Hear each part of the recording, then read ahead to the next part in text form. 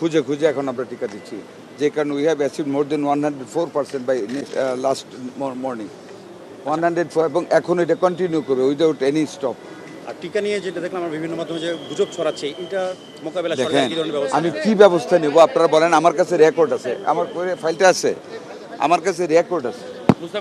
একমাত্র আমার কয়েকটা সিরিঞ্জের 0.54, হ্যাঁ, কয়েকটা সিরিঞ্জের শর্ট আছে, যেটা আজকে আমি এই যে 0.05 বিসিজির সিরিঞ্জটা, এটা শুধু আমার কম আছে। আমার কাছে আছে 4,79,876 পিস মাসিক চাহিদা। আমার স্টক আছে 1,25,000। এটার কিছু শর্ট বিভিন্ন হসপিটালে আছে, সেটা আজকে আমি দিয়ে ফেলেছি। এবং আমার জুনের মধ্যে 1 কোটির উপরে সিরিঞ্জ, কয়েক লক্ষ সিরিঞ্জ আসতেছে। আমার কোনো কেউ যদি লেখে শর্টেজ, আমার কি করার আছে বলেন?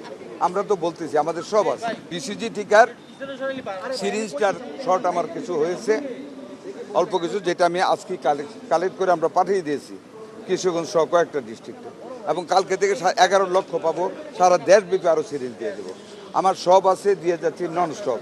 এবং আবার আমরা সেকেন্ড ফেজ ক্যাম্পেনিং ইনশাল্লাহ ঈদের পরে সিদ্ধান্ত নিয়ে, নাইটেকের সাথে সিদ্ধান্ত নিয়ে তাদের সাজেশন মতো আমরা আবার ক্যাম্পেনিং শুরু করব অল টিকার ইনক্লুডিং এমআর। আমাদের তো আইসোলেশন হবে, আমরা তো একটা মোবাইল হসপিটালও ঢাকা মেডিকেল কলেজ হাসপাতালে করেছি, প্রয়োজনে আরও করবো যদি ডেঙ্গু আসে।